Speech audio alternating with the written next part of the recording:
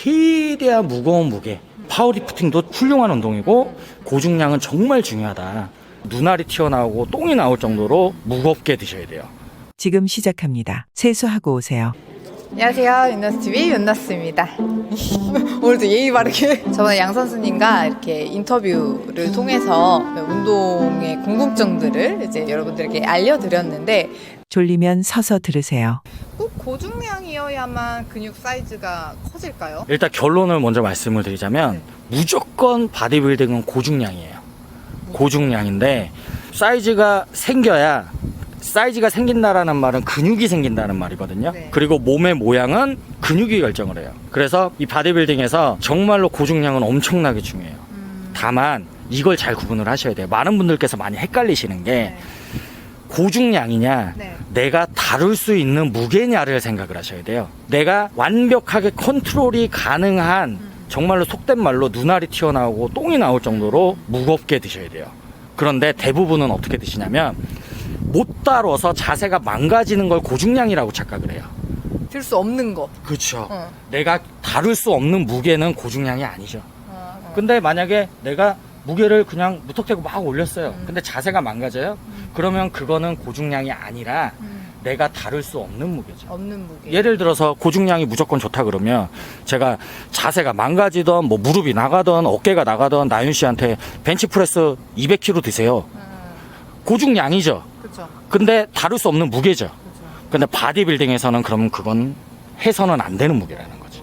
지금 이 상황에 잠이 옵니까? 오늘 운동을 그럼 어떤 동작으로 하는 게 좋을까요? 예를 보여드리려고 준비한 게 있는데 스쿼트를 예를 들어서 정확한 고중량이 어떤 개념인지에 대해서 좀 잡아 드릴 겁니다. 일단은 나연 씨가 스쿼트를 한번 해보십시오. 그렇죠. 지금 나연 씨가 발 간격 그리고 발 방향을 이렇게 잡은 이유는 이렇게 해야 몸통을 편안하게 다리 안에 집어넣으면서 가동 범위를 확실하게 잡을 수 있기 때문에 이렇게 했을 겁니다. 그런데 맨몸으로 해도 그렇고 바벨 스쿼트나 아니면 헥 스쿼트처럼 중량을 실어서 하는 운동을 할 때 이 바디빌딩에서 무릎이 빠지는 방향에 대해서 잘 지켜보셔야 되는데 이 상태에서 스쿼트를 한번 해보실게요. 이렇게 보시면 지금 몸통을 다리 안에 편하게 집어넣으면 무릎이 이 방향을 향하고 있습니다.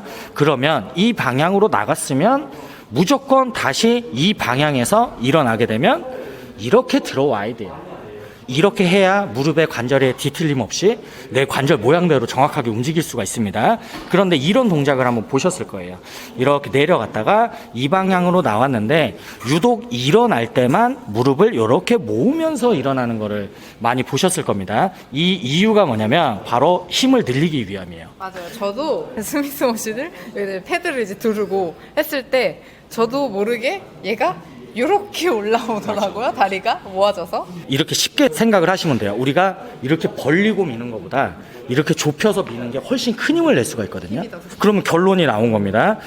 바디빌딩에서는 이 상태에서 그대로 무릎이 나갔던 방향으로 앉아주시게 되면 이 상태에서 모으지 않고 나갔던 방향에서 그대로 들어올 수 있는 이 자세를 전제 조건으로 무조건 깔아놓고 여기서 정말로 내가 죽을 힘을 다해서 들 수 있는 정확하게 이걸 지킬 수 있는 가장 무거운 무게를 들면 돼요. 그게 고중량이거든요. 네. 그런데 여기서 내가 아무리 애를 써도 이걸 모으지 않는 걸 할 수가 없다? 그러면 안 되는 거. 그렇죠.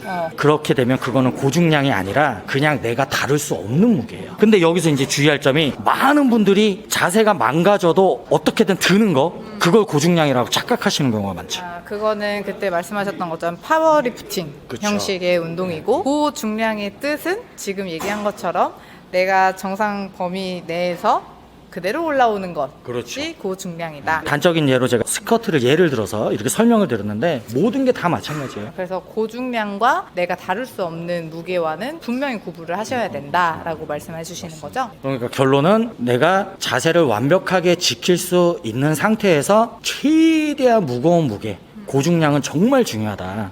그래서 보디빌딩의 어려운 점이 뭐냐면 냉정해져야 되거든요. 네. 파이팅만 너무 넘치고 냉정함을 못 찾으면 일단 들어보자라는 게 생겨요. 네. 오해를 많이 하세요. 파워리프팅도 훌륭한 운동이고 바디빌딩도 훌륭한 운동이고 다만 목적이 다르기 때문에 완전히 다른 운동이 될 수밖에 없는 거예요.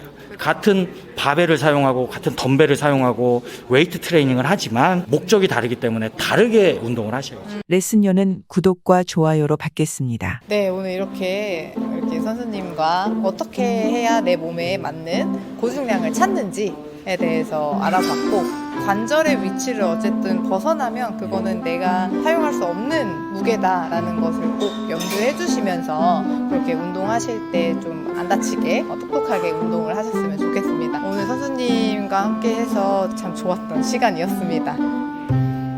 감사합니다. 네, 오늘 운동 영상 좋으셨다면 구독과 좋아요, 알림 설정까지 부탁드릴게요. 감사합니다.